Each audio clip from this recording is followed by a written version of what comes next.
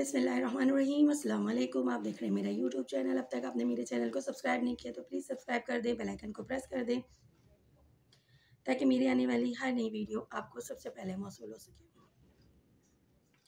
इस वीडियो में हम बात करेंगे सूरह वाक़िया की। सूरह वाक़िया की फ़जीलत क्या है, उसके बारे में नबी करीम सल्लल्लाहु अलैहि वसल्लम का क्या इरशाद है। हज़रत अब्दुल्ला बिन मसूद रज़ी अल्लाह अन्हु से रिवायत है, नबी करीम सल्लल्लाहु अलैहि वसल्लम ने फरमाया, जो शख्स हर रात सूरह वाक़िया पढ़ा करे उसे कभी फ़िक्र फ़ाक़ा की नौबत नहीं आएगी। रावी बयान करते हैं कि ख़ुद हज़रत अबू मसूद का ये मामूल था कि वो अपनी साहबजादियों को इसकी ताकीद फरमाते थे कि वो हर रात सूरह वाक़िया पढ़ती रहें।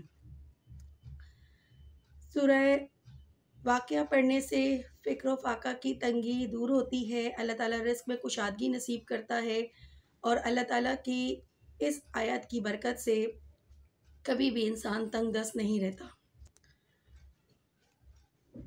कभी भी इंसान तंगदस्त नहीं रहता। अल्लाह पाक रिज़्क़ में बेहिसाब बरकत अता करते हैं। सूरह वाक़िया की बहुत सारी फ़जीलतें हैं।